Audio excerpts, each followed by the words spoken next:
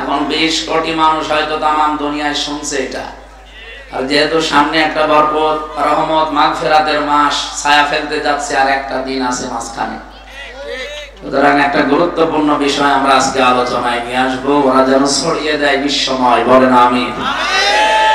এই জন্য অন্য ধর্মের যারা এসেছেন বা আশপাশে আছেন তাদেরকে ওয়েলকাম জানাচ্ছি।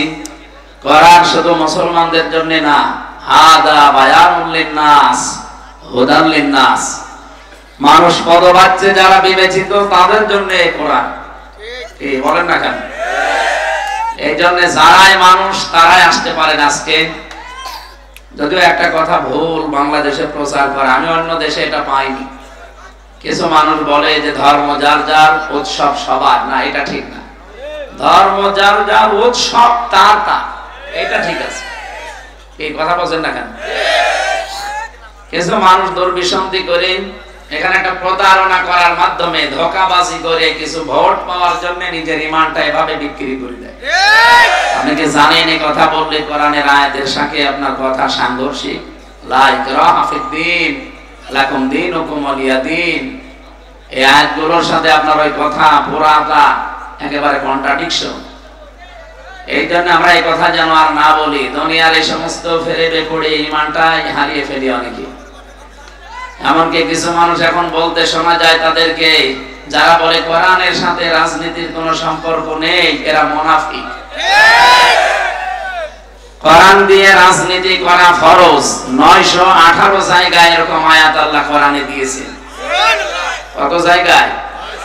918 জায়গায়। এই আপনি কথা বলেন কেন? আসছে তো আমরা বসিয়ে দিও না, গল্প করছি।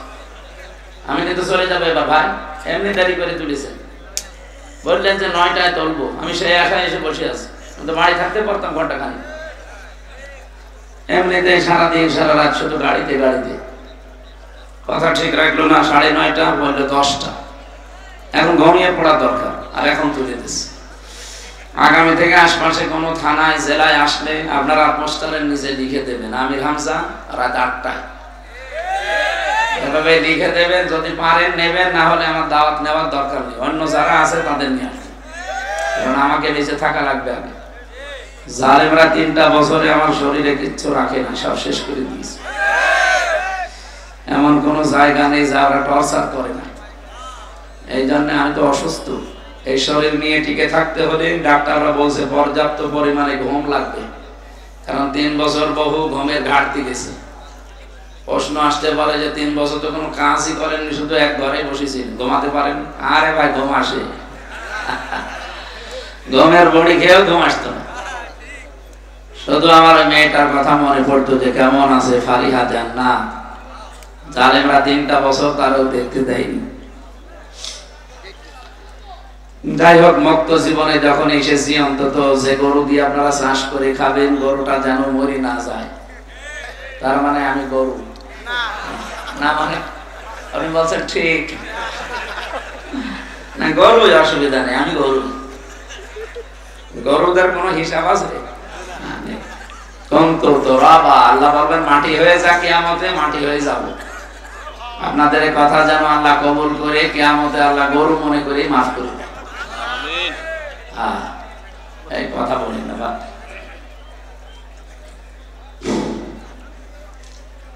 যে কথাটা তুলেছিলাম লাকুম দীনুকুম ওয়ালিয়া দীন, এই কথা বলা ঠিক না যে ধর্ম যার যার, উৎসব সবার। এর অর্থ হচ্ছে ধর্ম যার যার, উৎসব তার তার।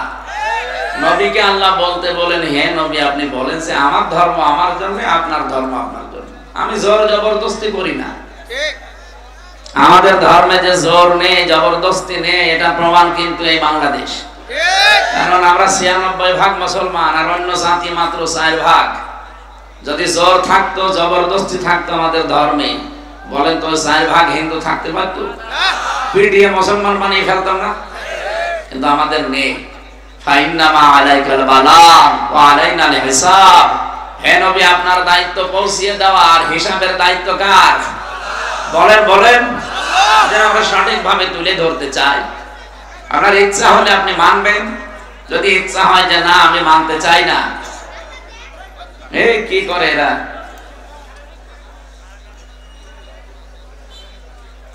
ইয়া আইয়ুহাল্লাযীনা আমানু মা ইয়ারতাদ্দা মিনকুম আন দীনিহি ফাসাফা ইয়াতিল্লাহু বিকওমিন ইউহিব্বুহুম ওয়া ইউহিব্বুনাহু।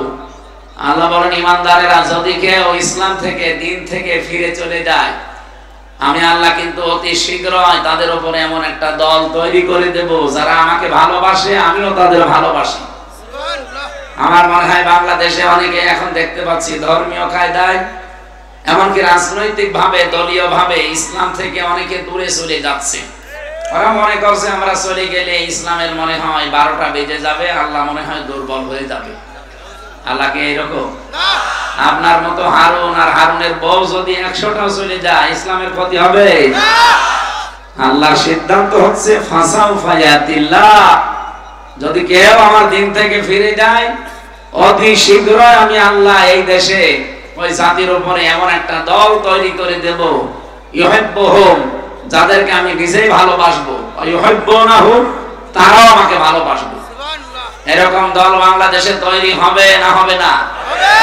কারণ যেভাবে দেশে ধর্মীয় কায়দা, রাজনৈতিক কায়দায় মানুষ আল্লাহর দিন থেকে, আল্লাহর বিধান থেকে ফিরে চলে যাচ্ছে।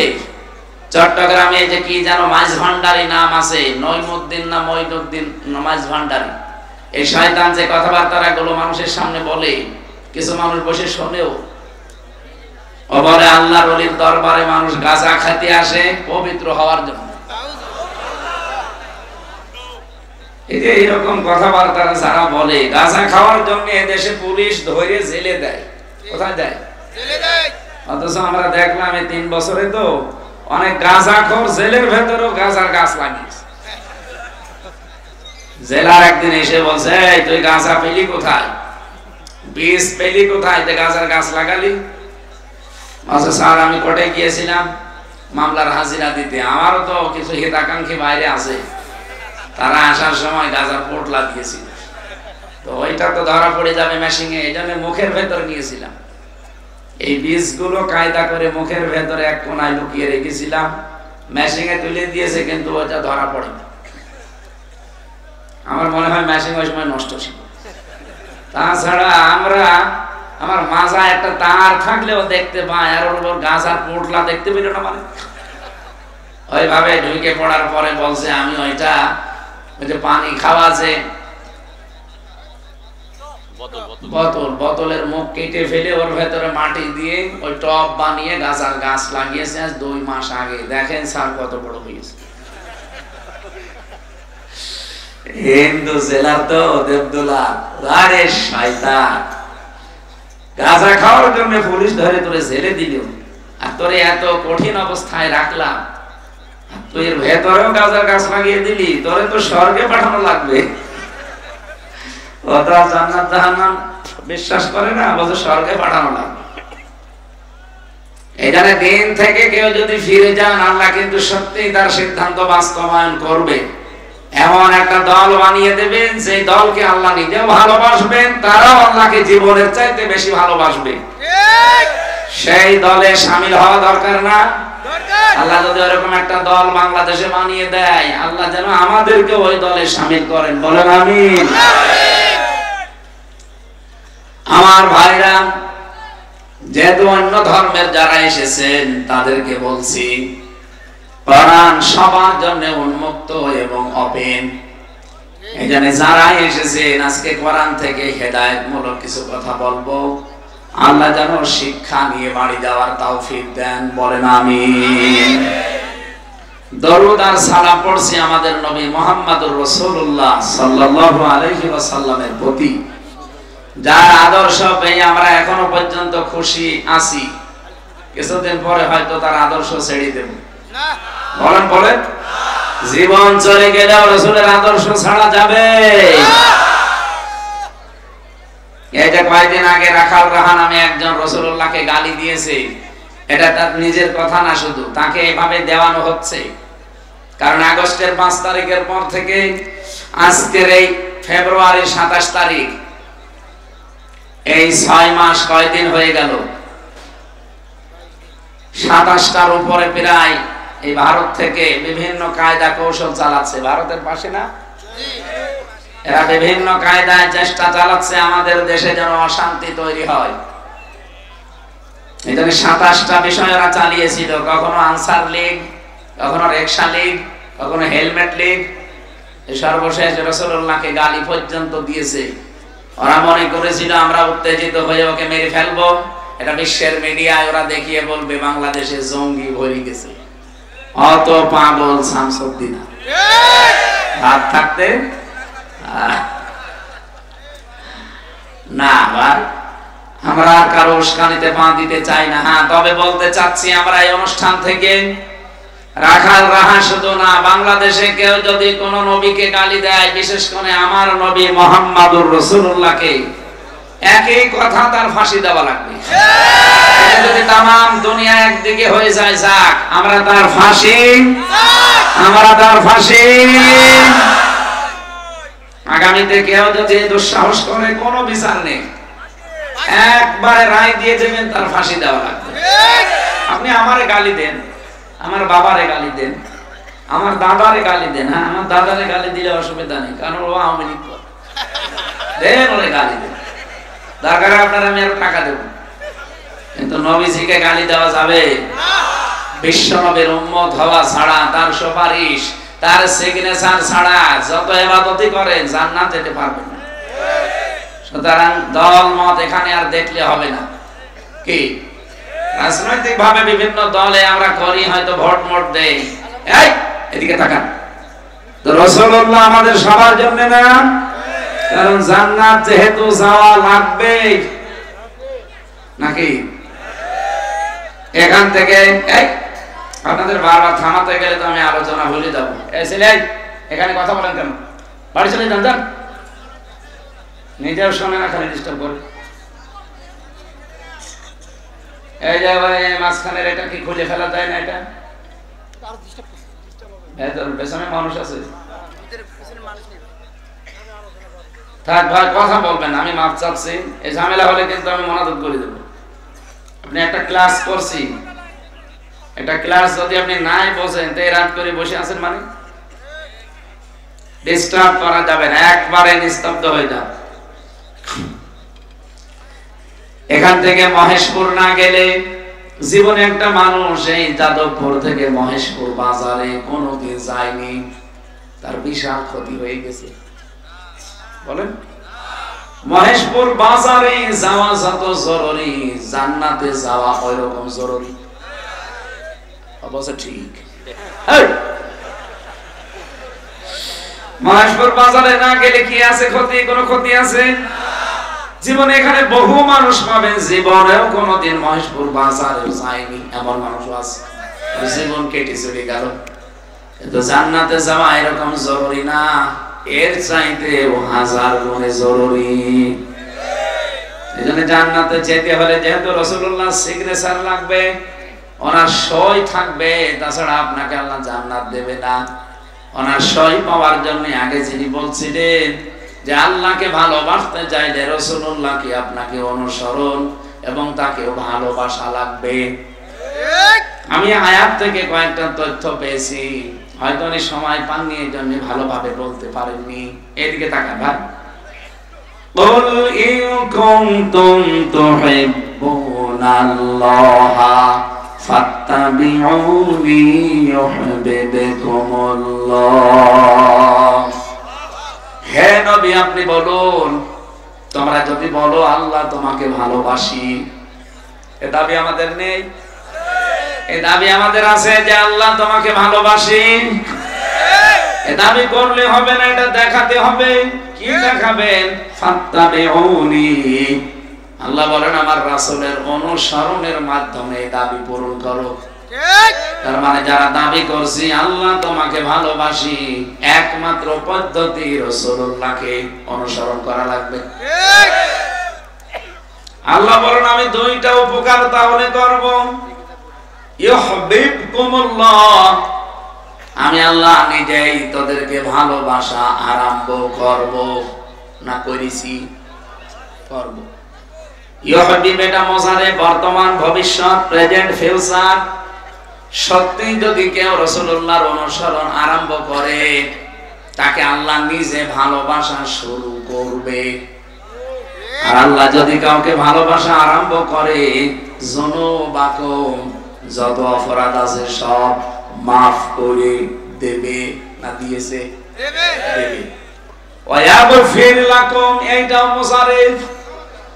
জাম্বুন আল্লাহ না দিয়ে যুনুব দিয়েছেন। এ কারণে সত্যিই যদি মহেশপুরবাসী আপনি রাসূলুল্লাহকে অনুসরণ আরম্ভ করেন এখন থেকে, পেছনে যত অপরাধ ছিল সবগুলো আমার আল্লাহ মাফ করে আপনাকে ভালোবাসা আরম্ভ করবে। এবার আমার প্রশ্ন, যেহেতু ক্লাস চলছে, ছাত্রের মতো জবাব দেবেন, রাসূলুল্লাহর অনুসরণ করা লাগবে আংশিক না পূর্ণাঙ্গ?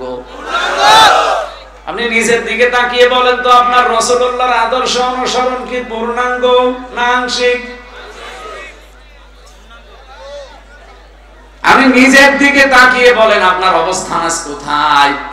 আপনার মাথা থেকে শুরু করে পা পর্যন্ত, আপনার রান্নাঘর থেকে একেবারে সংসদ পর্যন্ত, পুরা জীবনে মিলিয়ে বলেন আপনার রাসূলুল্লাহর অনুসরণ হচ্ছে আংশিক না পূর্ণাঙ্গ?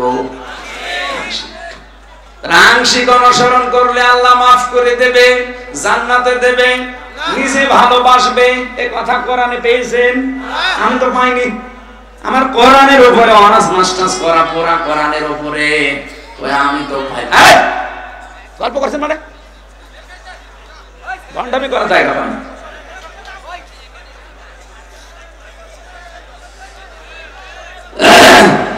এই কথা বলা যাবে না, এই জন্য এই মাহফিল গুলো ঝামেলা। সেমিনার না হলে কথা বোঝানো যায় না। কত গুরুত্বপূর্ণ মানুষ বসে আছেন আপনি জানেন? তার কথা বোঝার চেষ্টা করছে। কোরআনের একটা আয়াত কেউ যদি চেষ্টা চালায় বোঝার, ও যদি নাও মানতে পারে, তাও 500 রাকাত নফল নামাজে সওয়াব। যারা গল্প করছে ওরা মর্ম মানেই বোঝে না। একটু চেষ্টা করেন তো ভাই। ছেলে ভেতরে কি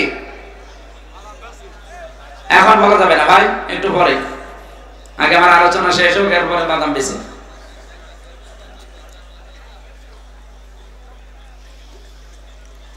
মহেশপুরবাসী, এই আয়াত থেকে আমরা যতগুলো তথ্য তাফসীর থেকে বের করলাম, তার মানে আমি নিজের দিকে তাকিয়ে বলতে পারি আমার অনুসরণ এখনো পূর্ণাঙ্গ আরম্ভ হয়নি, আংশিক হচ্ছে। হয়তো রাসূলুল্লাহর মতো দাড়ি আমি রাখি, নবীজির মতো হয়তো জুব্বা গায়ে দেই, নবীজির মতো হয়তো নামাজ পড়ি, নবীজির মতো সামনে দিয়ে রোজা রাখবো, তো বিশ্বনবীর জীবনকে 4টায় শেষ আর নেই। উনি জন্ম থেকে শুরু করে একেবারে মৃত্যু পর্যন্ত 63 বছরে যা করেছে, বিশেষ করে 40 থেকে 63 নবদের এই 23 বছরের জিন্দেগি 1 সেকেন্ড আপনি বাদ দিতে পারবেন না।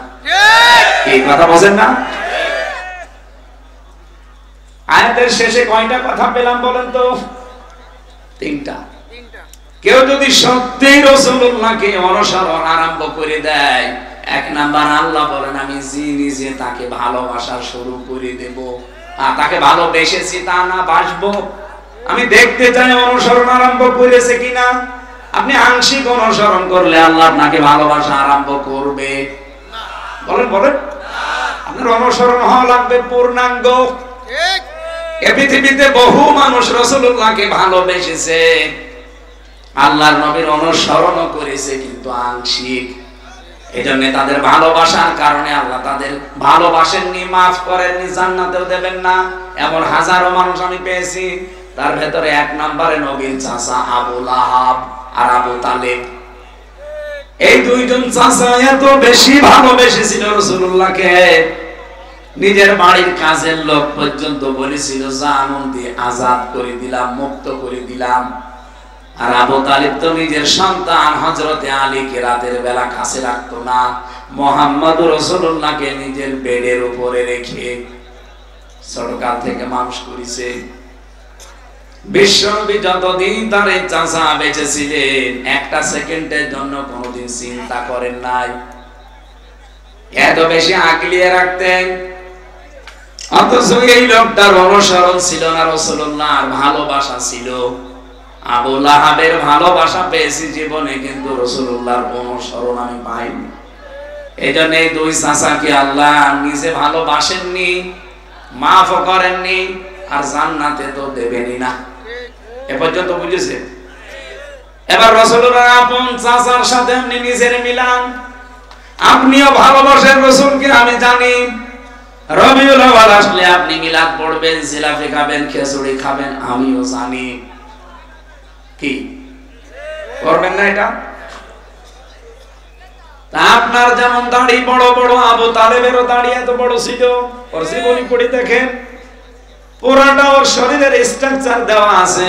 আবু তালেবেরও দাড়ি কিন্তু রাসূলুল্লাহর মতো বড় ছিল। আবু তালেবেরও জামা রাসূলুল্লাহর মতো জোব্বা ছিল বড়। আবু তালেবের মাথায় পাগড়ি থাকতো সব সময়, কারণ ওই দেশের জাতীয় পোশাক ওইটা। অথচ লোকটা রাসূলুল্লাহকে অনুসরণ না করার কারণে কিয়ামতের দিন হাদিস এটা, তার পায়ের নিচে আল্লাহ জাহান্নামের দুইটা জুতা পরিয়ে দেবে। এই জুতার কারণে তার মাথার মগজ পর্যন্ত টকবক করে ফুটতে থাকবে। আর আবু লাহাবের জীবনী পড়ে দেখেছি, সায়াসলা নারন যাতা লাহাব ওয়া মারাতুহু হাম্মালাতাল হাতাব। রব্বুল আলামিন বাক্য শুরু করার আগে সিন দিয়েছেন সায়াসলা। আরে ভাই, আসলা দিলেও কিন্তু অর্থ হয়ে যেত, সিন দিলেন কেন? এখানে বালাগাত মানতে যারা পড়ায় বা পড়তে পারে, বালাগাত মানতে গিয়ে সিন শব্দটা 13টা অর্থে ব্যবহার হয়। সিন আছে, সাউফা আছে, কদ আছে, লাম আছে, এরকম 13টা। কোন সেন্টেন্সের আগে যদি একটা ব্যবহার হয়, বাংলা অর্থ দাঁড়ায় তখন যে অতি তাড়াতাড়ি। আল্লাহ বলেন, অতি তাড়াতাড়ি আমি আবু লাহাবকে জ্বলন্ত আগুনে প্রবেশ করাবো, না করিয়েছি? ইয়াসুলা এটা মুজারে, বর্তমান, ভবিষ্যৎ, প্রেজেন্ট, ফিউচার। তার মানে সামনে আমি ওরে করাবো। যেহেতু মারা গেছে, ও দুনিয়ায় আছে, ও মারা গেছে, এই জন্য ওর আযাবও শুরু হয়ে গেছে। বিশ্বনবী মেরাজে দেখেছিলেন যে চাচা আবু লাহাব এই আঙ্গুল দুইটা মুখের ভেতর দিয়ে চুষতেছে।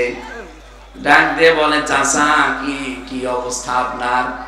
বলে, ভাতিজা, তোমার জন্মের পর এই দুইটা আঙ্গুল দিয়ে আমি আমার বাড়ির কাজের মেয়ে, তাকে আমি আজাদ করে মুক্ত করে দিয়েছিলাম। কারণ ওই জামানায় মানুষ বিক্রি হতো। এই মেয়েটাকে আমি বহু টাকা দিয়ে কিনে এনেছিলাম বাড়িতে কাজ করার জন্য। আমার হুকুম ছাড়া ও বাড়ির বাইরে এক পাও রাখতে পারতো না, তাহলে পিটানি খেত। কিন্তু যেদিন তোমার জন্ম হয়, এই দাসীটা, ওর নাম সুয়াইবিয়া, ও একেবারে এক দৌড়ে বাড়ি থেকে বের হয়ে আমার কাছে এসে বলেছে, মালিক, আপনার মরা ভাই আব্দুল্লাহর সন্তান হয়েছে, খুব সুন্দর। ডাক দিয়ে বলে, তোর আমি নিষেধ করি নাই যে বাড়ি থেকে বের হবি না, কেন বাড়ি থেকে পর্যন্ত আসলি?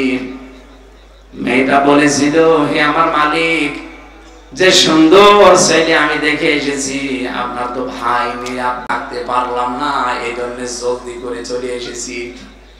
আবু লাহাব ওই দিন এই দুইটা আঙ্গুল দিয়ে বলেছিল, যা, যদিও তুই আমার টাকা দিয়ে কেনা, তোরে আমি আজকে মুক্ত করে দিলাম, এমন সুসংবাদ দেওয়ার কারণে। হে আমার ভাতিজা মুহাম্মদ, ওই দিন থেকে, যেদিন আমি ইন্তেকাল হয়েছে, আমি মারা গেলাম, মরণের পর থেকে আমার আগুন লেগে আছে। আমার কবরে আগুন ছাড়া কিছুই নেই। কিন্তু সোমবারের দিন, যেদিন তোমার জন্ম হয়েছিল, ওই দিন শুধু আমি এই আঙ্গুল দুইটা মুখের উপরে নিয়ে একটু চুষতে থাকি, আমার আযাব একটু হালকা মনে হয়। আপনি কি টের পাচ্ছেন আমি কি বলেছি? এটা একটা কাফের, কিন্তু রাসূলুল্লাহর জন্য একটু খুশি হয়েছিল তার জন্মে। আল্লাহ তার এই কাজটা নষ্ট করেনি। কিয়ামত পর্যন্ত নাকি এই দুইটা আঙ্গুল চুষতে থাকবার একটু শান্তি পাবে সোমবারের দিন। দুনিয়াতে যেভাবে রাসূলুল্লাহর জন্য কিছু করেছে, আল্লাহ তার কোনো কাজ নষ্ট করে দেয়নি। এটা কিছুক্ষণ আগে আমি যেটা পড়লাম, বালাগাল উলা বিকামালিহি, এই কবিতাটা, এটা কিন্তু হাদিসও না, কোরআনও না, দরুদও না, এটা একটা কবিতা। কি কবিতা? হযরত শেখ সাদি লিখেছিলেন এইটা। অথচ শেখ সাদি 120 বছর দুনিয়ায় বেঁচে ছিলেন। কত কবিতা, কত বই তিনি লিখেছেন। গুলিস্তান, বস্তা, কত লাইন কত চরণ লিখলেন, কোনদিন তার কলম থেমে যায়নি। হঠাৎ এটা লিখতে লিখতে 3 লাইন লিখে তার কলম আর চলে না, তার মানে মনে আসে না।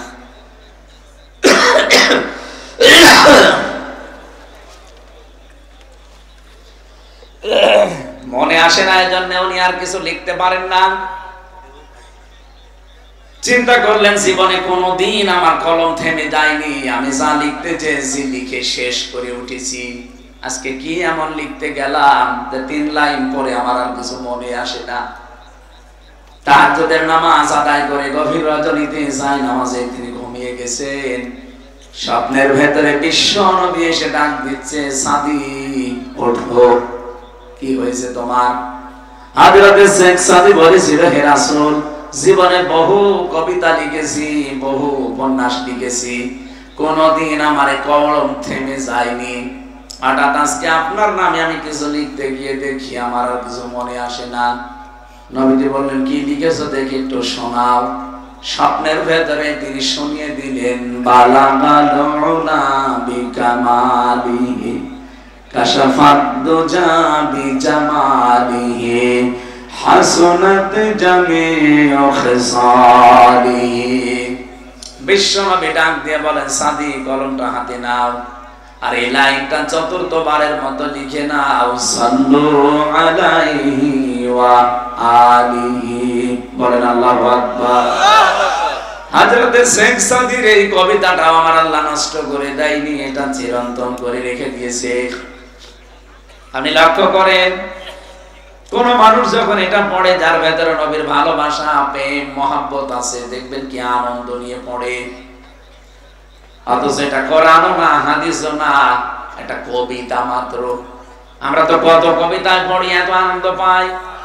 এই কবিতার কারণে এই শেখ সাদিকে আল্লাহ পাক চিরন্তন করে দিয়েছেন দুনিয়ার মানুষের কাছে।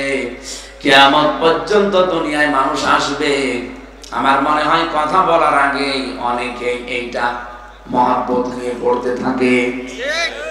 তার মানে আমি 2টা কথা বলেছি, আবু লাহাব এবং শেখ সাদি, তারা জীবনে কি করেছিল হালকা হালকা, আমার আল্লাহ ওইটাও নষ্ট করেননি। এই জন্য নবীজির জন্য যে যা করবে আল্লাহ ওইটা নষ্ট করে না, তুলে রাখে, হয় দুনিয়ায় দিয়ে দেয়, না আখিরাতে আল্লাহ ভরপুর করে দান করবে। তাহলে আমাদেরকে বিবেকে নাড়া দিচ্ছে না যে রাসূলুল্লাহর সুপারিশ ছাড়া, তার সিগনেচার ছাড়া কেউ যখন জান্নাত পাবে না, তাহলে তার অনুসরণ এখন থেকে আরম্ভ করা দরকার, আংশিক না পূর্ণাঙ্গ। আপনার মাথা থেকে পা পর্যন্ত মিলান, কয়টা সুন্নাত আপনি মানেন? ওনার জীবনের 23টা বছরে যা যা করেছে আপনি কয়টা মানতে পারেন? আমরা যখন পূর্ণাঙ্গ কথাগুলো তুলে ধরি, তখন কিছু মানুষের মন খারাপ হয়ে যায়, বলে না এটা রাজনীতি। আরে ভাই, এটা যদি রাসূলুল্লাহর জীবনে থাকে, যে আপনার কাছে রাজনীতি মনে হয় কোন কারণে? ওনার নামাজ ছিল জীবনে, এটা তো রাজনীতি মনে করেন না। উনি রোজা রেখেছিলেন 1 মাস, কোনদিন তো আপনি রাজনীতি বলেন না যে রোজা রাখা রাজনীতি বলেছেন? বলেছেন কোনদিন যে নামাজ পড়া রাজনীতি? এটা যদি নামাজ পড়া রোজা রাখা রাজনীতি মনে না হয়, উনি যে 10 বছর এই কোরআন দিয়ে রাষ্ট্র চালিয়েছিলেন, এইটা আপনার কাছে রাজনীতি মনে হয়, আপনি কি পাগল না ধান্দাবাজ? বলেন, এরকম ধান্দাবাজ আজ দিন দিন বের হচ্ছে। ওরা মনে করছে একটা দলকে আমরা গালি দিলেই মনে হয় ওই দলটা শেষ হয়ে যাবে। ওদেরকে গালি দিয়ে আমরা মানুষকে বোঝাবো যে আমরা ইসলাম নেই, মানি না। আমি ওকে গালি দিয়ে কি করবেন? ইসলামের মালিক কেউ নাকি? ইসলামের মালিক হামজা কে? আল্লাহ। নবীজি ইসলামের মালিক না, নবী ইসলামের খাদেম। কি কথা বলেন না কেন? নবীজি কে মালিক না, নবীজি খাদেম ছিলেন। ইসলামের মালিক শুধুমাত্র কেবলমাত্র একমাত্র একজন, ইসলামের তিনি আমার আল্লাহ। বলেন আমি ইসলাম পাঠিয়েছি, আমার ইসলাম থেকে মাইয়ার তাদান বাবে ইফতিআল ইরতিদাদ এ শব্দের বাংলা অর্থ হচ্ছে হক থেকে বাতিলের দিকে যারা ফিরে যায়। আর এটা আমি বাংলাদেশে এখন বেশি দেখতে পাচ্ছি। ইসলামের নাম নিয়ে অনেকে আজ ইসলামী ভাবে, ইসলামী কায়দায় কত মানুষ আল্লাহর আসল দিন থেকে নকল দিনের দিকে ফিরে চলে যাচ্ছে। দেখেন বিভিন্ন দরবার কেন্দ্রিক যে ইসলাম গুলো, আসল ইসলামের খবর নেই সেখানে। আরে মরণের পরে আপনাকে যে প্রশ্ন করা হবে ওইগুলো সেখানে শেখানো হয় না। আন্দাজে বানিয়ে তারা ইসলাম নিয়ে মানুষের ভেতরে একটা বিভ্রান্ত তৈরি করে দেয়। মরণের পরে আপনার সিলেবাস থাকবে মার রব্বুকা, তোমার রবকে, অমান দিনুকা, তোমার দিন কি, অমান নবিয়ুকা, তোমার নবীকে। এই তিনটা থাকবে না। বলেন বলেন, আপনি এই তিনটা প্রশ্নের জবাব ঠিক করেন। জিনাইদাবাসী, আমি আমার ইমান থেকে বলছি, খুব ভালো করে খেয়াল করেন। হয়তো আপনি আর 50 বছর পরে এখানে থাকবেন না, আমিও মনে হয় থাকবো না। কারণ এখন আমার 33 বছর, 50 বছর পরে তো 83 বছর হয়ে যাবে। আর এতদিনে দেশে হায়াত পাওয়া যায় না। মানুষ এখন 60-70 বছর বয়সে পটল তুলছে কি। সেই হিসাবে সবাই যেহেতু আমরা মাটির নিচে যাব, নতুন মানুষ এসে এখানে জমা হবে, তারাই জমি চাষ করে খাবে। তাহলে আমরা এখন আছি মশা। বলেন মশা, আর জোরে বলেন মশা। মুসাফিরকে কোনদিন দেখেছেন যে গাছতলায় মুসাফির 2 মিনিটের জন্য দাঁড়িয়েছে? ও কি মনে করে যে এই গাছতলায় কিয়ামত পর্যন্ত থাকবো? তা আমরা তো ঠিক ওই অবস্থায় আছি। হযরত মুসা নবীর জীবনী পড়েছি, তিনি একবার সাগরের পাশ দিয়ে যাচ্ছিলেন, নদীর পাশ দিয়ে। হঠাৎ দেখেন বুড়ি মহিলা কান্নাকাটি করে, ডাক দিয়ে বলে, বুড়ি মা কাঁদেন? বলে, হ্যাঁ আমার ছেলের জন্য। কি হয়েছে? এই নদীতে আমার ছেলেটা মারা গেছে, এই কারণে তার মহাব্বতে মায়া আমি কাঁদছি। হযরত মুসা মনে করলেন ছেলে মনে হয় একেবারে ছোট ছেলে। ডাক দিয়ে বলেছিলেন, বুড়িমা ছেলেটা কেমন বয়স? বুড়ি ডাক দিয়ে বলে, আমার ছেলের বয়স মাত্র 200 বছর। কত? 200 বছরের ছেলে মরে গেছে, আপনি কাঁদতেছেন। অথচ এমন একটা জামানা আসবে, ওই জামানার মানুষের হায়াতি হবে মাত্র 60-70 বছর। বুড়ি ডাক দিয়ে বলে, ও নবী মুসা, ওই জামানায় কি মানুষ ঘর বাড়ি বানাবে? বানাবে না মানে বিশাল বিশাল বিল্ডিং তুলবে। আমার কুষ্টিয়ায় 42 তলা বিল্ডিং অলরেডি বানিয়েছে। 42 তলা। বাংলাদেশের ভেতরে এটাই সবচাইতে উঁচা বিল্ডিং। কত? 42 তলা।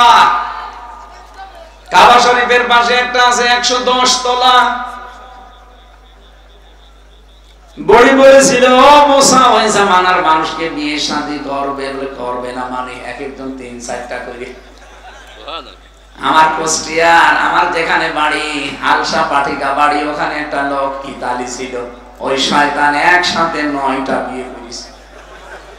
এখন 8টা বউ একসাথে আছে, যদি এটা হারাম কাজ, তারপরও দেখেন 8টা বউ চালাচ্ছে। আমরা একটাই নিয়ে চলতে পারি না, আর 8টা চালিয়ে চলে যাচ্ছে। যদিও কাজটা জায়েজ নেই, হারাম কাজ। উম্মতের জন্য 4টার অধিক বিয়ে করা জায়েজ আছে। বুড়ি বলেছিল, ও নবী মুসা, ওই জামানায় বাচ্চা কাচ্চা কি হবে? হবে না মানে এক একজনের 20-22টা। আমার নিজের গ্রামে এক মহিলার 22টা ছেলে মেয়ে, 12টা মেয়ে, 5টা ছেলে, একটাই মা। আমি মনে করলাম যে আল্লাহ, এই লোক যদি 60টে বিয়ে করতো, এক একজনের যদি 17টা করে হইতো, 417। চিন্তা করে দেখিস পুরা গ্রাম। মুসা নবী বলে, ও মা, বুড়ি মা, মানুষ বিয়ে শাদীও করবে, ছেলে মেয়ে হবে, ঘর বাড়ি বানাবে। বুড়ি তখন আফসোস করে কান্না বন্ধ করে বলেছিল, মুসা, আমি কান্নাই বন্ধ করে দিলাম। আমার আফসোস লাগে, তুমি যে কথা শোনালে মাত্র 60-70 বছর, ওইরকম হায়াত যদি আমরা পেতাম, একটা গাছের নিচে বসে সুবহানাল্লাহ বলে কাটিয়ে দিতাম।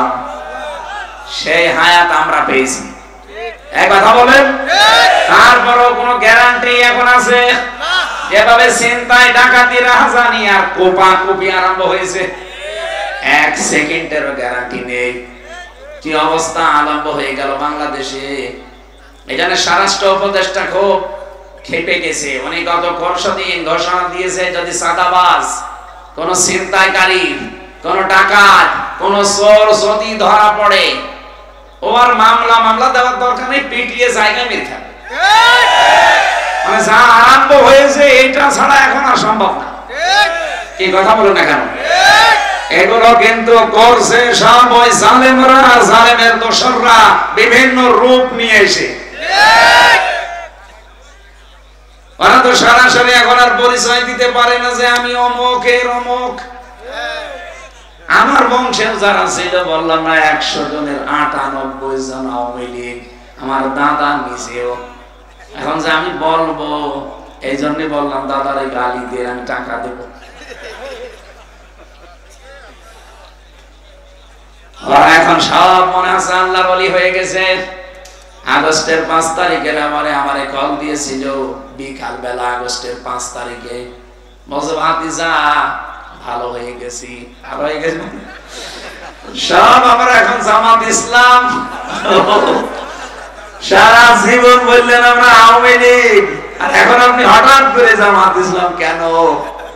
ভাষার কোনো উপায় নেই, নাম বললে পিটিয়ে মেরে ফেলবে। সেনাইদা একজনকে পিটিয়ে মেরে ফেলেছে না? কবুতর চত্বরে শুনলাম যে পিটিয়ে মেরে টানিয়ে রেখেছে তারে। হিরণ হিরণ। আমার ভাইরা, আমি যেটা বোঝাতে চাচ্ছিলাম, আজকে থেকে নতুন করে সিদ্ধান্ত নেওয়ার সময়, কারণ মাত্র 1 দিন বাকি আছে রমজানের। এখন থেকে আমি অনুসরণ যদি রাসূলুল্লাহর আরম্ভ করি, আমি আংশিক করব না, পূর্ণাঙ্গ। যে রাসূলের মতো সাল্লু কামা রাআইতুমুনি উসাল্লি, নামাজ পড়ো ওইভাবে যেভাবে আমারে পড়তে দেখো, আমরা ওইভাবে পড়ি। বলেন বলেন। রোজা রাখি আমরা রাসূলুল্লাহর মতো। আর ভাই, পৃথিবীতে এমন কোন জাতি নেই যাদের ভেতরে রোজা নেই। আমি বাইরের দেশগুলোতে গিয়ে দেখেছি ইহুদিরা রোজা রাখে, কিন্তু তারা সেহরি করে না। খ্রিস্টানরাও রোজা রাখে, তারা ইফতারি করে না।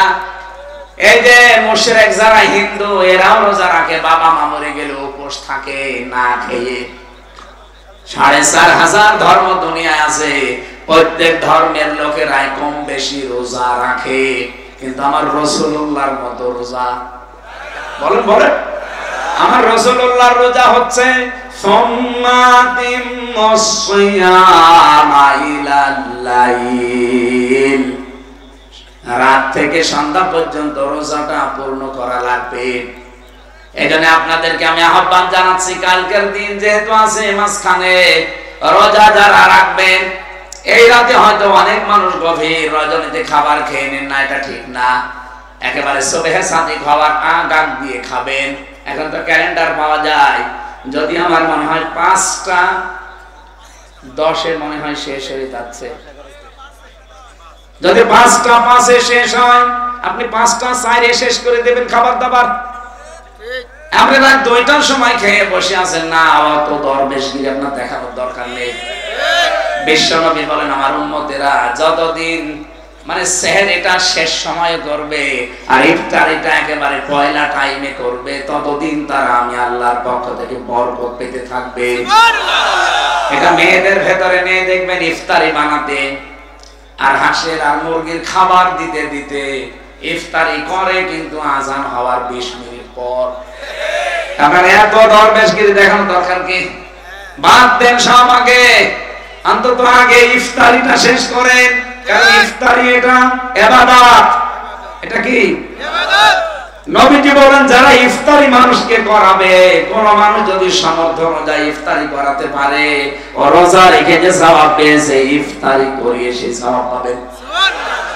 আমার বাবাকে বলেছি, যদি সামর্থ্য আপনার থাকে, আপনি প্রতিদিন চালান ইফতারি, কারণ রোজা রেখে কবুল হবে কিনা গ্যারান্টি নেই।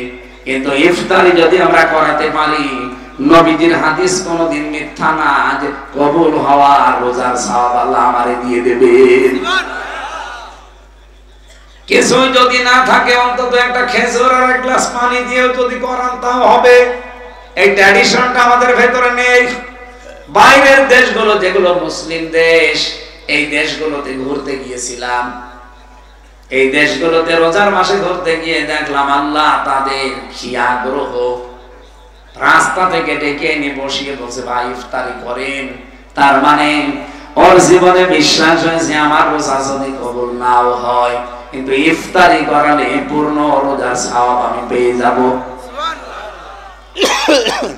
ইফতারি কি শুধু একটা অনুষ্ঠান না, ইবাদত? বলেন বলেন। আল্লাহ সবচেয়ে বেশি ওই জায়গায় একটু নজরটা বেশি দিয়ে রাখেন। মানুষ যখন সারাদিনের ক্ষুধার্ত পিপাসার্ত শরীর নিয়ে ইফতারি নিয়ে বসে থাকে, আল্লাহ যেন ফেরেশতাদেরকে ডাক দিয়ে বলতে, বান্দা দেখ, ও ফেরেশতারা নিষেধ করতি হামসাকে বানাতে, অথচ দেখ সারাদিন না খাওয়া শরীর পিপাসার্ত হয়ে আছে, এরপরও খাবার থাকতেও খেতে চাই না। এই দৃশ্যটা দেখে আমি আল্লাহর এত ভালো লাগে, আমি আজকে এই সিদ্ধান্ত নিয়ে নিলাম ওরে আমি মাফ করে দিয়েছি। এজন্য ইফতারির 5-7 মিনিট 10 মিনিট আগে বসবেন, আল্লাহুম্মা ইন্নাকা আফুউন তুহিব্বুল আফওয়া ফাফু আননি। যদি পারেন এটা মুখস্থ করে রাখেন, একেবারেই না পারলে বলবেন আল্লাহুম্মা গফিরলি। একেবারেই যদি কিছু না পারেন বলবেন আস্তাগফিরুল্লাহ আস্তাগফিরুল্লাহ। এটা বসে বসে পড়বেন। রমজানের একটা বিশেষ আমল আছে, 30 দিনে প্রতি সময় যখন এই মনে আসবে পড়বেন লা হাওলা ওয়ালা কুওয়াতা ইল্লা বিল্লাহ। এটা জান্নাতের খাজানচি। সুবহানাল্লাহ বলতে পারেন না? আমি সহ যারা আছি কালকের পরদিন থেকে এটা আমল শুরু হবে 30 দিন। কি বলেন বলেন? নারী পুরুষ আপনার শরীর ভালো থাক আর খারাপ থাক দেখার দরকার নেই, পাক থাকেন না পাক থাকেন কোনো অসুবিধা নেই। যেখানে আছেন, গাড়িতে আছেন, বাড়িতে আছেন, মসজিদে আছেন, বসে আছেন, বলবেন আস্তাগফিরুল্লাহ লা হাওলা ওয়ালা কুওয়াতা ইল্লা বিল্লাহ। যদি পুরাটা পড়তে পারেন ভালো, না হলে অন্তত আংশিক হলেও পড়া লাগবে।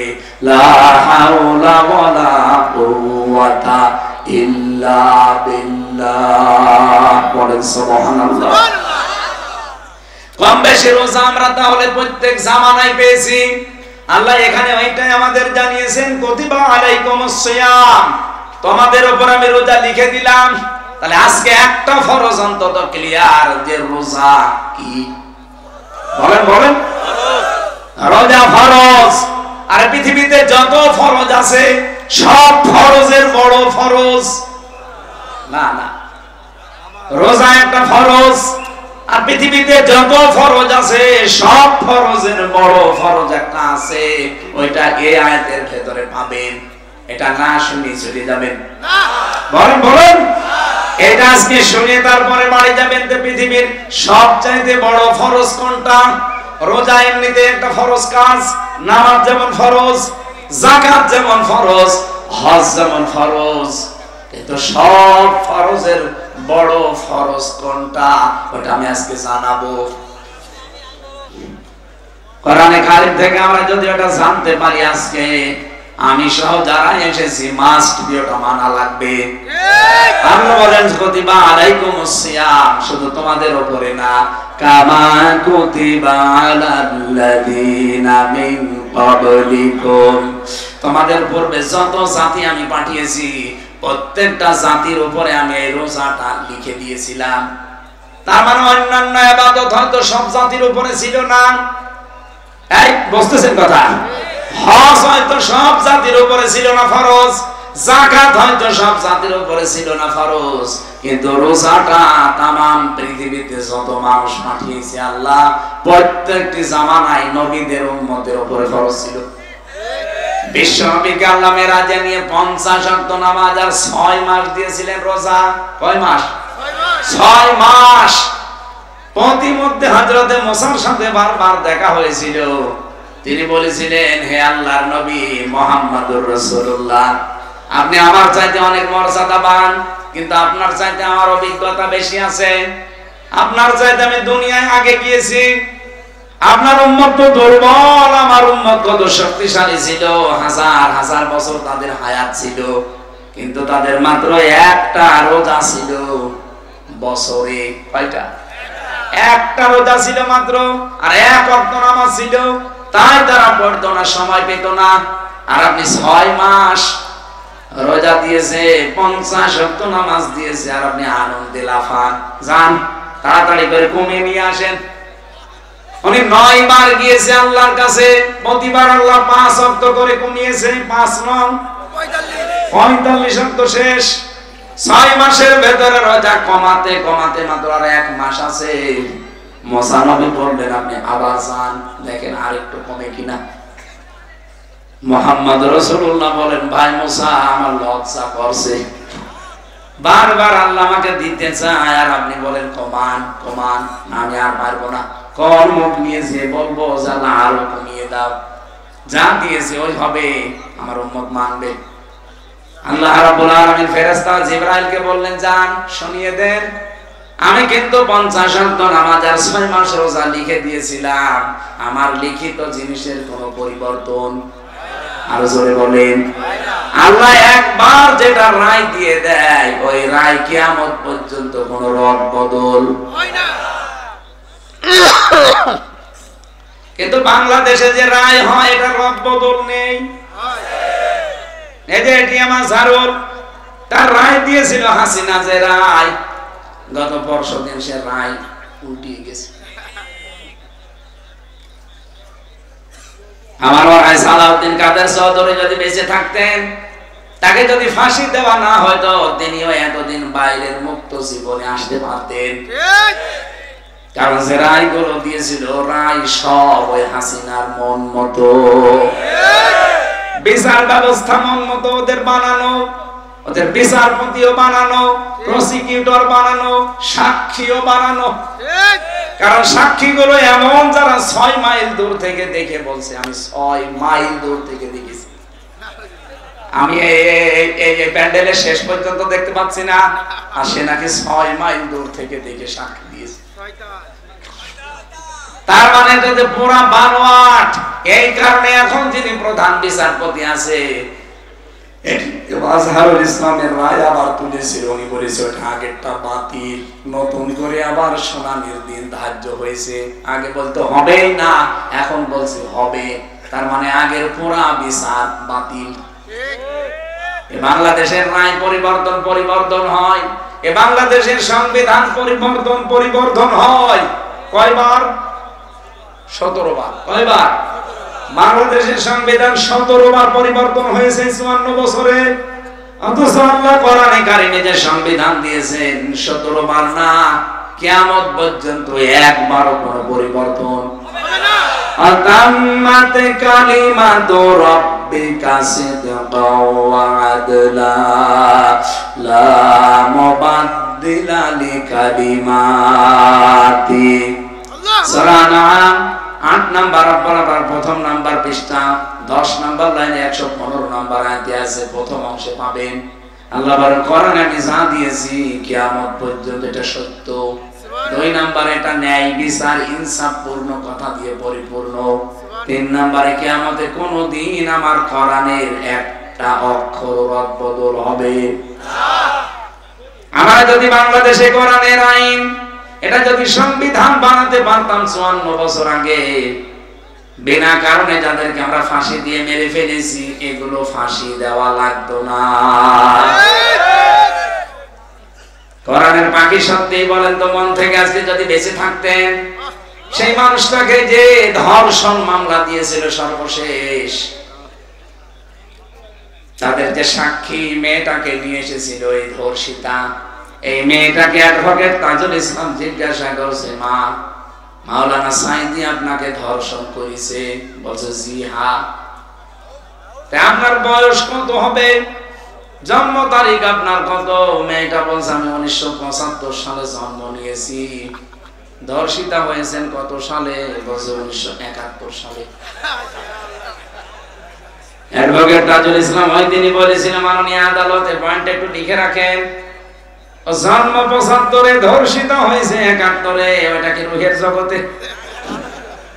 ওই দিনে তো মামলা ঢিসমিস হয়ে যাওয়ার কথা, বলে না কেন? বিচারপতিও তো বানানো শয়তান দেয়, কালামানিক। ওই শয়তান বলেছিল মাওলানা সাঈদীকে আমি ফাঁসি দিতে পারলাম না, এটা আমার জীবনের সবচাইতে বড় আফসোস। আর আল্লাহ এই কারণেই মনে হয় ওরে অত অপমান করেছে। সুপ্রিম কোর্টের বিচারপতি ওরে কলার পাতায় শুয়েছে, গলায় গামছা দিয়ে টানতে টানতে বর্ডার এলাকা থেকে নিয়ে এসেছে, এমনকি ওর বিসিও উড়ে গেছে। কার কত অপমান করবে আল্লাহ বলেন? আপনার কি এখনো লজ্জা হয় না? আজও যারা আলেমদেরকে ধর্ম ব্যবসায়ী বলেন, আজও যারা বাংলাদেশের রাজনীতিকে ইসলাম দিয়ে করতে গেলে আপনি উল্টা পাল্টা কথা বলেন, আলেমদের পেছনে উল্টা পাল্টা ফতোয়া দেন, আপনাকে লজ্জা করে না যে কয়দিন পরে না জানি আমারও অবস্থা কালা মানিকের মতো হয় কিনা? আমার তো মন ডেকে বলছে চাপাই নবাবগঞ্জের এই হারুন আর হারুনের বউ যেভাবে আলেমদের গালি দেয়, কয়দিন পরে দেখেন জাতির সামনে দুই শয়তান ন্যাংটা হবে। কথার কোনো আগামাতা নেই। টাকলা মোরাদের মাত্র 6 মিনিট 33 সেকেন্ডের একটা অডিও ক্লিপ ফাঁস হয়েছিল, তাও ভিডিও না, অডিও একটা ক্লিপ ফাঁস হওয়ার কারণে ওর সব হারিয়েছে। আর আপনি কি আরম্ভ করেছেন? আপনি 2 বার শুনলাম ছেলে গিয়েছেন, আপনার আমল নামা এখন দেখা যাচ্ছে 2 বার উনি ছেলে গিয়েছে, একবার ত্রাণের টিন চুরি করার কারণে, আর একবার শুল্ক মুক্ত গাড়ি বিক্রি করে দেওয়ার কারণে। একটা কি দলীয় কারণে, মানবতার কারণে, দেশের কারণে, সব চরিত্রের কারণে। যাদের চরিত্র এরকম চুরি করা, যাদের চরিত্র এরকম ডাকাতি করা, যাদের চরিত্র হচ্ছে জালেমদেরকে সাপোর্ট দেওয়া। বলেন তো 15.5 বছরে দুধের বাচ্চা পর্যন্ত মামলা খেয়েছে, অথচ হারুন আর হারুনের বউ একটা মামলাও খায়নি। তার মানে হাসিনার গুপ্তচর ছিল। আর শয়তান এখন আলেমদের বিরুদ্ধে ফতোয়া দেয়, ওর মুসলমানি দেওয়া দরকার না। এদেশে পিঠ দেওয়ালে ঠিকই গেছি ভাই, আর কোন সান নেই। সে যে দলের লোকই হন না কেন, আলেমদের গালি দিলে জুতা পিটা করা লাগবে।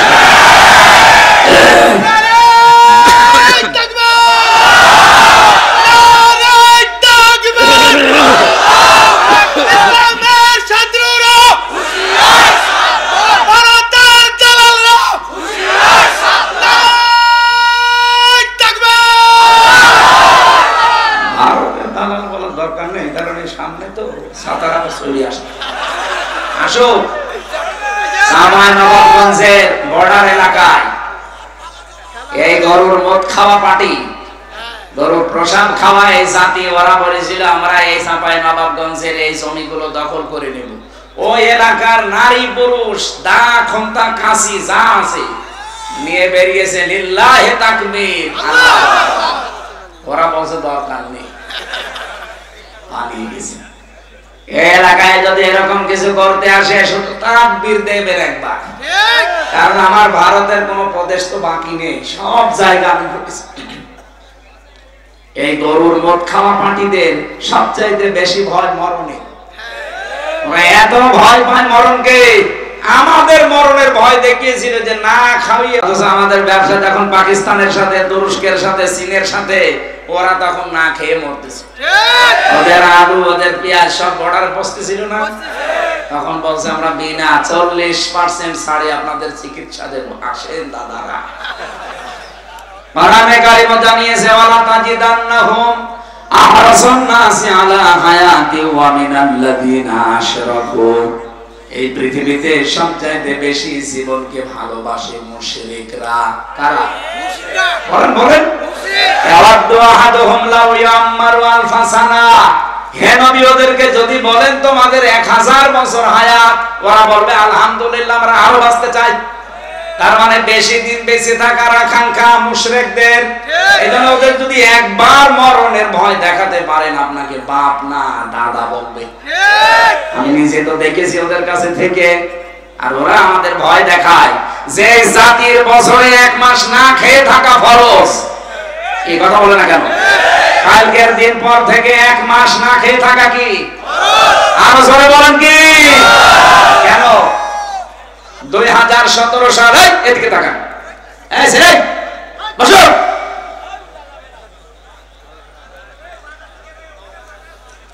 এইদিকে তাকান, গুরুত্বপূর্ণ একটা তথ্য আছে এখানে।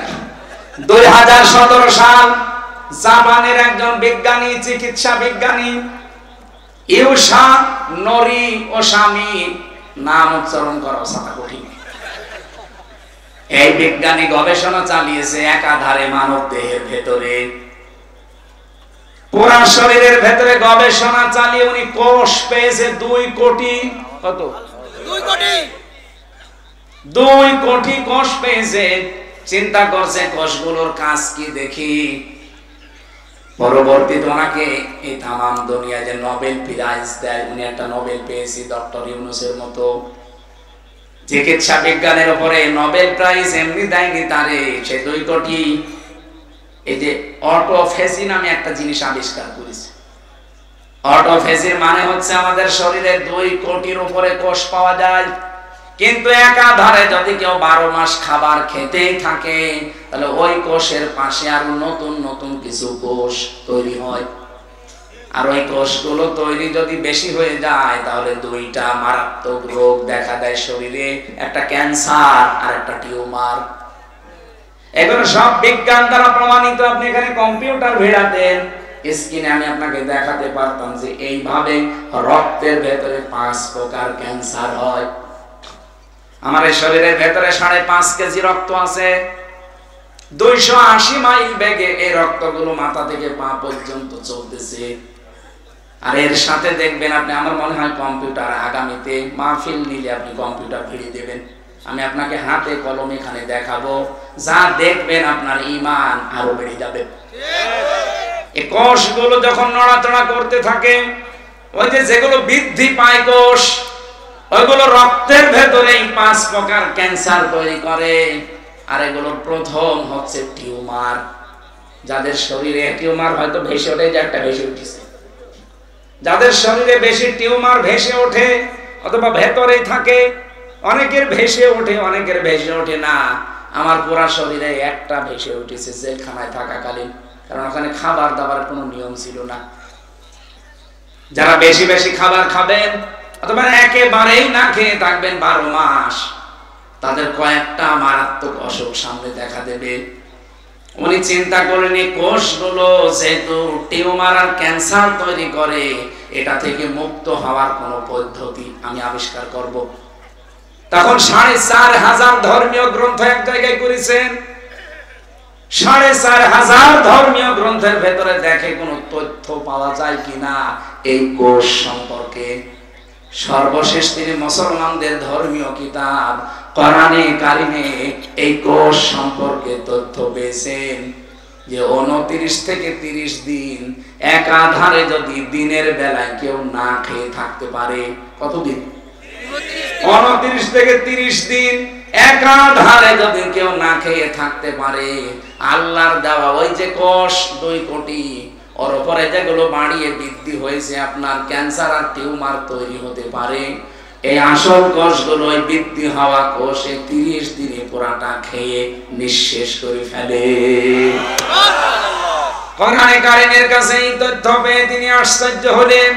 বিশ্বের মুসলমানদেরকে আহ্বান করলেন, দেখো আমি 13 বছর একাধারে গবেষণা চালিয়ে আমি এই তথ্যটা পেয়েছি, অথচ তোমাদের আল্লাহর কোরআনে, তোমাদের যে ধর্মীয় গ্রন্থ এই কোরআনে তথ্যটা 1500 বছর আগে দেওয়া আছে। আল্লাহ রাব্বুল আলামিন যে আয়াতটা পড়েছে একেবারে শেষে, এই আয়াতের তথ্য তিনি দিয়েছেন, ওয়া তাসামু খায়রুল লাকুম ইন কুনতুম তা'লামুন। যদি তোমরা রোজা রাখতে পারো তোমাদের উপকার আছে। আমি পুরা কোরআন শরীফ গবেষণা করে পেয়েছি, রোজা রাখলে 27টা উপকার হয়। তার ভেতরে 1 নাম্বার এটা, আপনার অবাঞ্ছিত যে কোষগুলো যেগুলো বৃদ্ধি হয়ে আপনার টিউমার আর ক্যান্সার হওয়ার সম্ভাবনা দেখা দেবে সামনে, ওই কোষগুলো রোজা রাখার দ্বারা আমার আল্লাহ নষ্ট করে দেয়। এজন্য রোজা বাধ্যতামূলক রাখতেই হবে। ইন কুনতুম তা'লামুন, যদি তোমরা বোঝো, হয়তো আমরা বুঝি না, এজন্য উল্টা পাল্টা ধারণা করি যে ভাত থাকতে আমি রোজা করব।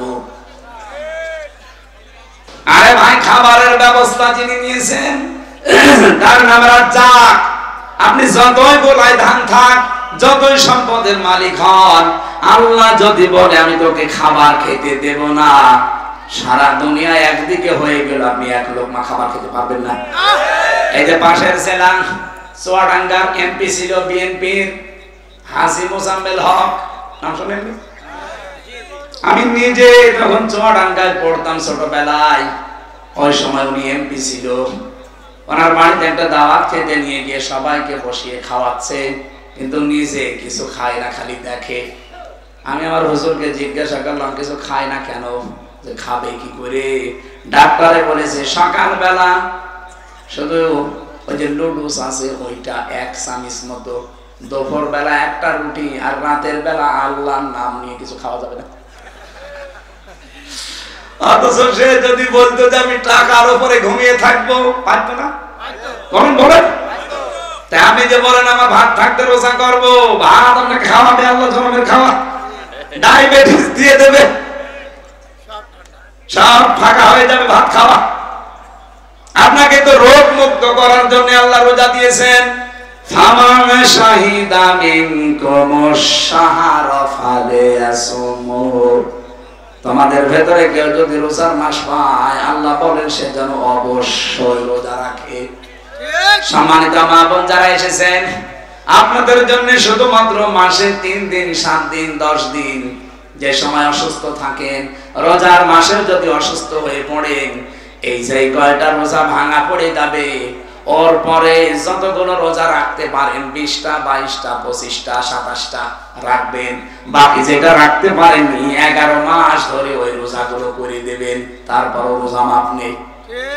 অনেক মহিলা প্রশ্ন দেয় যে বড়ি খেয়ে নিজের শরীরকে সুস্থ রেখে আমি রোজা রাখতে পারবো না। পারবেন না, কারণ আল্লাহর দেওয়া ওই নিয়ম নীতি বন্ধ করে দিলে আপনি অসুস্থ হয়ে পড়বেন।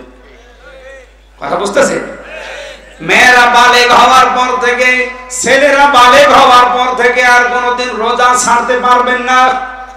মেয়ে লোক বালেগ হয় তখন যখন শরীর খারাপ আরম্ভ হয়, পুরুষ মানুষ বালেগ হয় তখন যখন স্বপ্ন দোষ আরম্ভ হয়। তার মানে এটা খুব বেশি হলো 12 বছর থেকে 15 বছরের ভেতরে হবে। কি কথা বলেন না কেন? এখন আমার প্রশ্ন, রোজা যে উপকার গুলো করে, আমি আমার 33 বছর বয়সে 15 বছর থেকেও যদি রোজা আরম্ভ করি, তাহলে এখন 18 বছর রোজা রাখছি। কত বছর? 18 বছর। বলেন বলেন।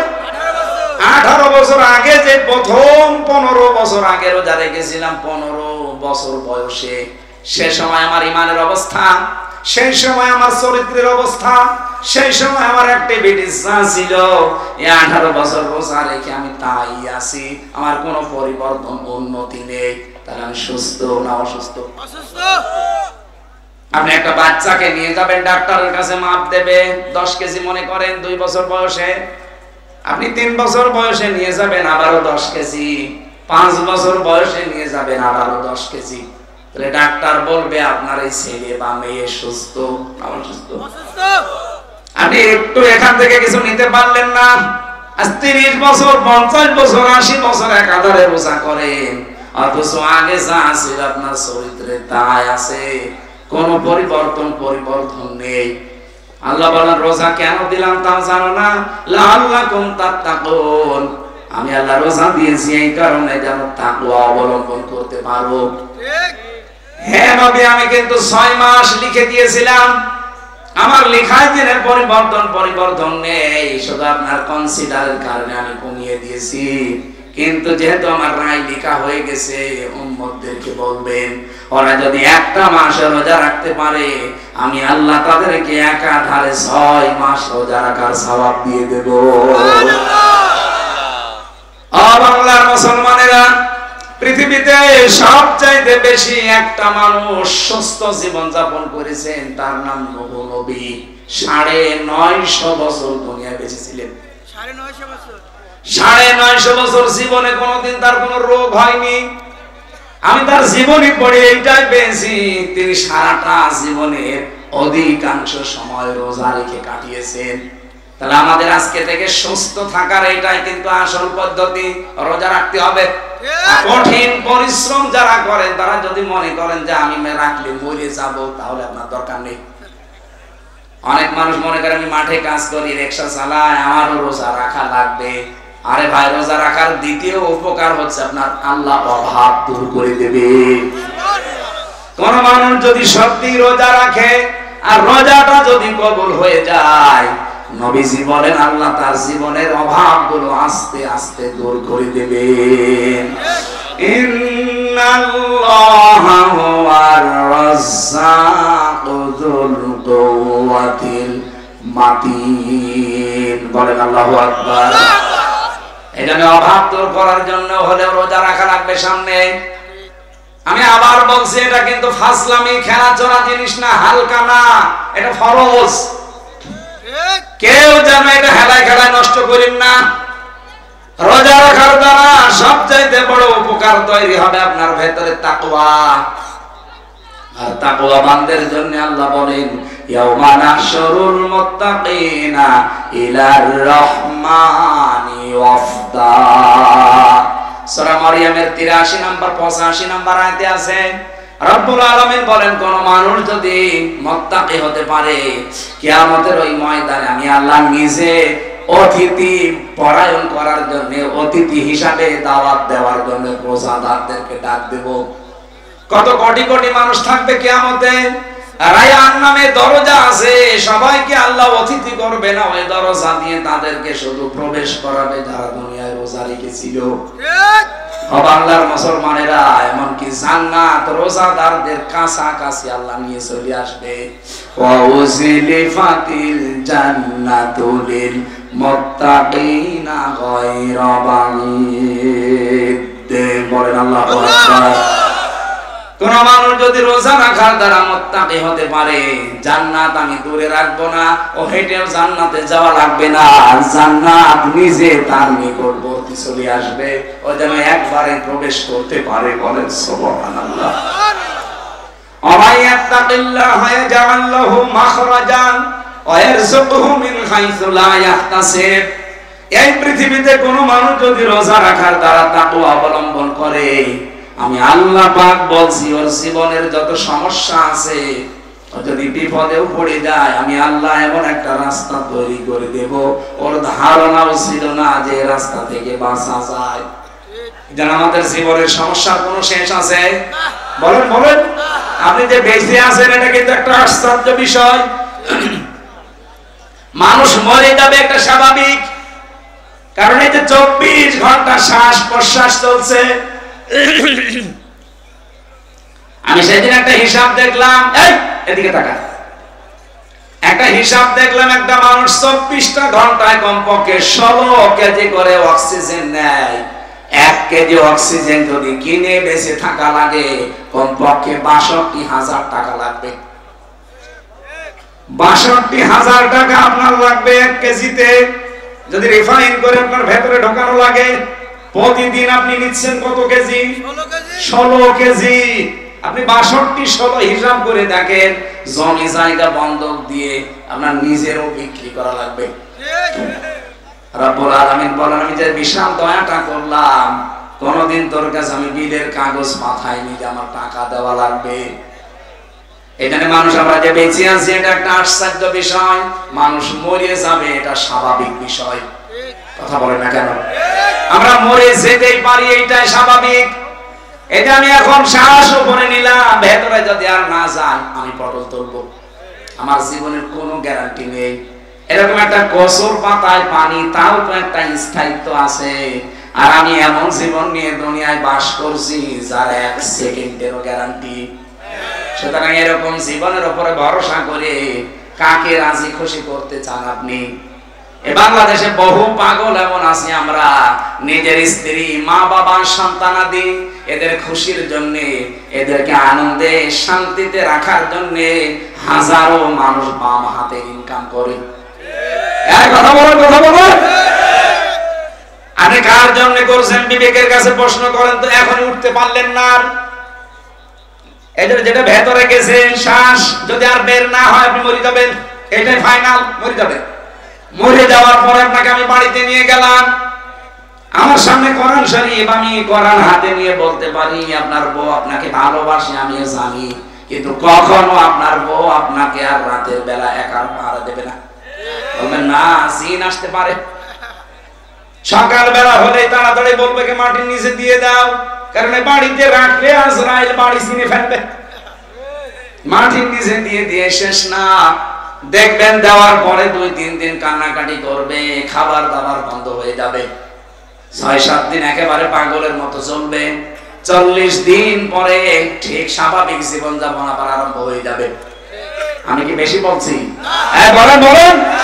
4 মাস 10 দিন পর ঠিক তার মা আর বাবা, আমার মা বাবার কাছে এসে বলবে, বিয়াই আর কতদিন, ছেলে তো মরে গেছে, দেন আমার মেয়ে দেন, আমি অন্য জায়গায় বিয়ে দেব।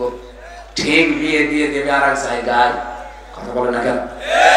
মাত্র 3-4 দিন যদি সংসার সে জামাইয়ের সাথে করে, বলেন তো 3-4 দিন পরে ঠিক ওই ম্যাডাম আমার শ্বশুরের কাছে কল দিয়ে বলবে, আব্বা হামজা তো আর কি ছিল, এ জামাই তার সাথে 100 গুণ ভালো। এটা দুনিয়া। এটা কি দুনিয়া?